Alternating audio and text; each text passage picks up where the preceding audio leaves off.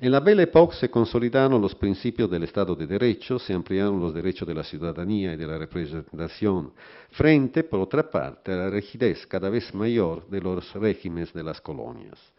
Algo similar pasó en el sistema totalitario fascista. El dominio sobre Abisinia y Etiopía fue directo y por esto brutal y corrupto a lo máximo.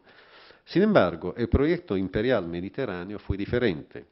La idea básica del escenario de la posguerra, imaginada por los fascistas, fue una comunidad imperial fascista, que diluyera los estados nacionales en un orden jerárquico más bien étnico que territorial. Una pirámide con encima una Italia más grande, ampliada a la Francia del Sur, a la Córcega y a la Eslovenia y la Dalmacia. Luego, los así dichos miembros europeos de la comunidad imperial, la Grande Albania, la Grecia, la Macedonia y la Croacia. Y en fin, los estados aliados racialmente, Bulgaria y Portugal. España, obviamente no. Este hubiera sido el imperio fascista con las colonias africanas dejadas en las condiciones brutales del siglo XIX. En otras palabras, el fascismo imaginó una alternativa global al formato de los estados-naciones occidentales de matriz liberal. Bien diferente fue la evolución esta vez real del totalitarismo soviético. En este caso hubo una hibridación o una asimilación entre la dimensión imperial y la estatal nacional, a pesar que la segunda experimentó varios cambios. El imperio soviético fue tal porque por una parte dominó directamente por medio de su partido universal, de hecho, una red jerárquico-territorial subordinada a la voluntad absoluta del déspota por encima de la legalidad constitucional. Por otra parte, el dato federal no va quizás subevaluado, porque la Unión practicó también políticas nacionales a pesar del centralismo imperial. Fue un imperio sin duda heredero del zarista, pero al mismo tiempo intentó una gigantesca, costosa y fracasada empresa de nation building. Si seguimos mirando la evolución del dualismo imperio-estado, no deja de ser llamativo un dato. Con el ocaso de los imperios decimonónicos y con la derrota de lo del siglo XX, totalitarios o no, el Estado no muere, no sigue el destino del imperio. Después de la Segunda Guerra, el orden mundial regresó a las categorías estatales clásicas. Quizás fue los terribles costos y cambios del conflicto, más que la continuidad de los postulados del siglo XIX, que obligaron a desarrollar la necesidad de restaurar y redefinir el Estado-nación en su forma clásica. Todo el nuevo orden mundial fue reconstruido a partir del Estado, esta vez exportado y difundido en los que fueron grandes espacios coloniales e imperiales. El nation building europeo se duplicó en forma que hubiera sido inimaginable solo unas pocas décadas antes. Según Hart y Negri, esta sería el regalo envenenado de la liberación nacional. El ocaso del colonialismo moderno no dio lugar a una época de libertad difundida y generalizada, sino a nuevas formas de poder que se mueven a escala global. Aquí tenemos la primera y clara imagen del tránsito al imperio. La tesis del libro se puede discutir y de hecho se armó un gran debate internacional, porque en fin de cuentas Hart y Negri desplazan a nivel global las mismas lógicas de los imperios-nación, renunciando voluntariamente a la problemática estatal. Mejor dicho, el imperio de Negri sería un capitalismo global sin estados verdaderos. La duplicación institucional sería más bien virtual e incapaz de definir nuevas formas de ciudadanía. La dificultad no solo de Negri de lograr pensar nuestra época post y a la vez neoimperial, me parece de gran interés para nuestro bicentenario.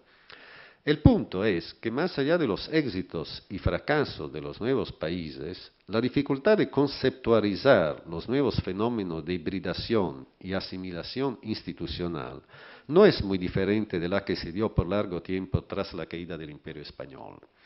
La mediación y o las guerras civiles, los pactos extraconstitucionales pero a la vez fundantes del orden constitucional, los mestizajes de las normas y de los derechos que hacen difícil distinguir entre lo tradicional y lo moderno, y luego los clientelismos y caciquismo.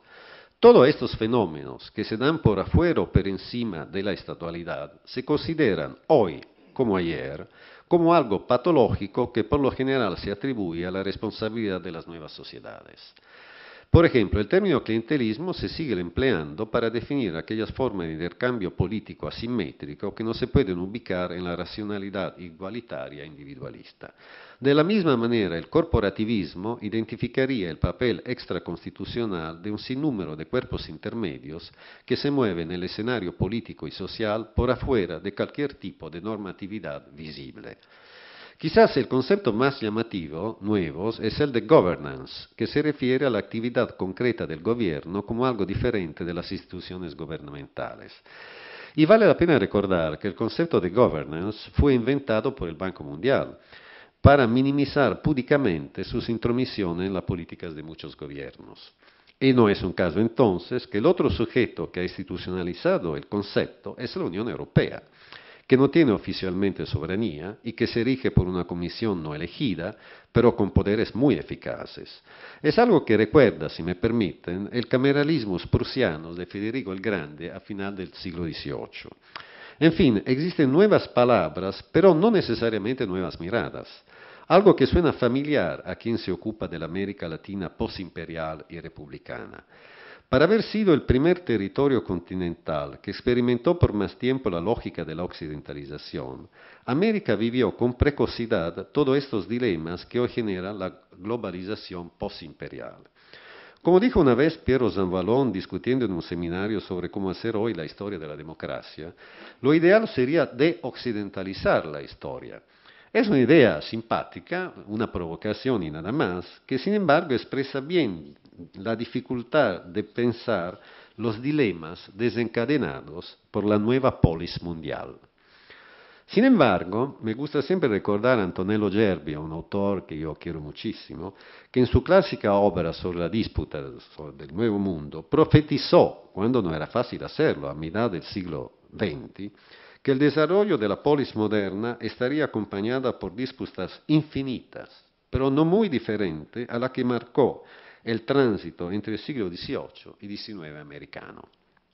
Puede ser sugestivo entonces, en el contexto de nuestro bicentenario, pensar a la caída del Imperio español con una doble perspectiva, como un desenlace entre dos épocas imperiales y como la primera disputa acerca de los requisitos para entrar en la polis de las libertades modernas, postimperiales. El bicentenario cae además en un segundo desenlace. El imperio que se habla hoy no tiene, al revés del napoleónico, dimensión estatal. El lema Estado ha perdido en la historiografía, pero también en las ciencias sociales y hasta en las jurídicas, como dije hace poco, la coherencia y la fuerza de antes. El concepto se ha desarticulado en una pluralidad de ordenamientos, prácticas, idiomas, políticas, que cortan las tantas dimensiones de lo social.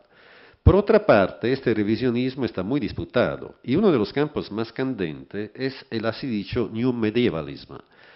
El término es sin duda excéntrico y, si no, ridículo, pero remite a algo, a unos datos que son muy pocos cuestionables, empezando por las fragilidades entre dimensión nacional e internacional, por el desarrollo de poderes múltiples y policéntricos, por autoridades legítimas, aunque no jerárquicas. En fin, el gran tema, más allá de la definición del campo, es la dispersión de la soberanía hoy en día, algo que nos suena muy familiar.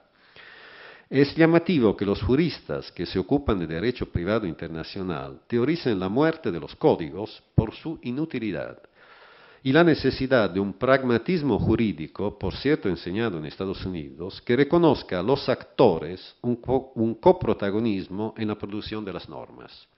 Se trataría de autonomizar el derecho civil y el comercial de los poderes estatales, dejando en sus manos al Estado el solo derecho penal. La analogía con la Edad Media viene de este revival de la lex mercatoria protagonizada por los juristas y no por los príncipes. La idea es emancipar la legislación civil del patrocinio del Estado y por lo tanto destruir la columna constitucional de la primera codificación burguesa. De manera que el así dicho New Medievalism es totalmente funcional a la nueva metáfora del imperio como poder postestatal. Ni se trata de un debate teórico. En la Unión Europea y no solo en Estados Unidos, el proceso se ha adelantado. La caída del imperio ruso soviético entonces ha desarticulado y no rearticulado, como se esperaba, los criterios ordenadores del espacio político. Este-oeste, norte-sur, desarrollo-subdesarrollo, Estado, sociedad, etcétera, etcétera. Desapareció una parte de nuestro horizonte histórico construido alrededor del concepto de modernidad y de modernización. Con una paradoja solo aparente, todos los polos de la vieja dicotomía del siglo XX han regresado, por así decirlo, a su originaria dimensión universal.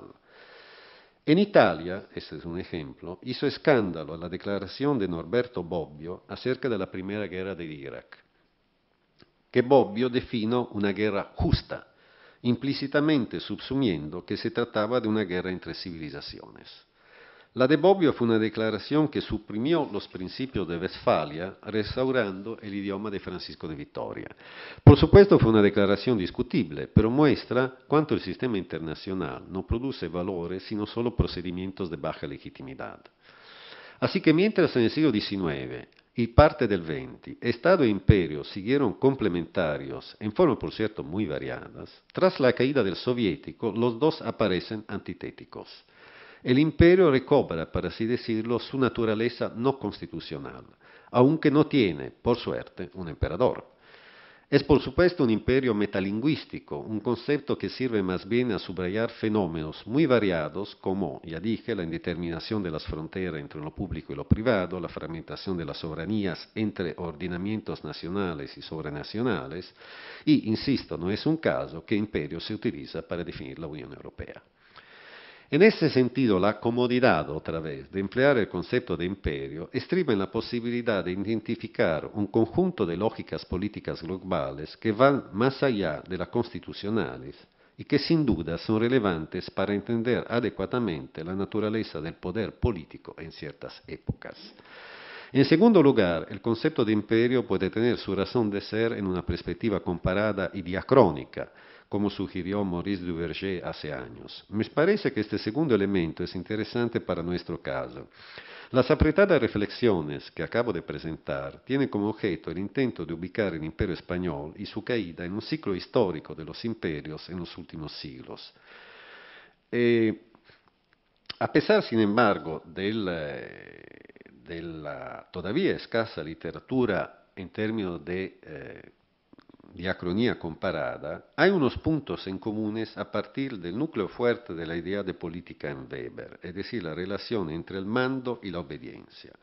Un punto es la dimensión espacial grande de los imperios, algo intuitivo y que no puede tener obviamente criterios cuantitativos fijos.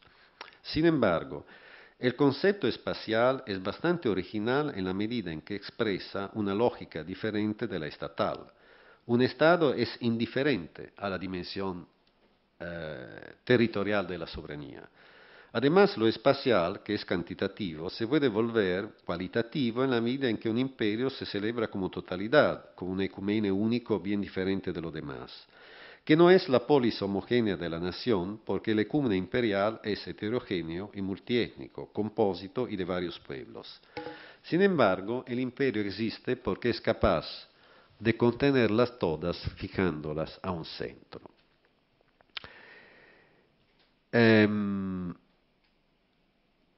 Regresando al orbe hispánico, es un término que expresa bien el conjunto de estos elementos que se fundan con el de civilización.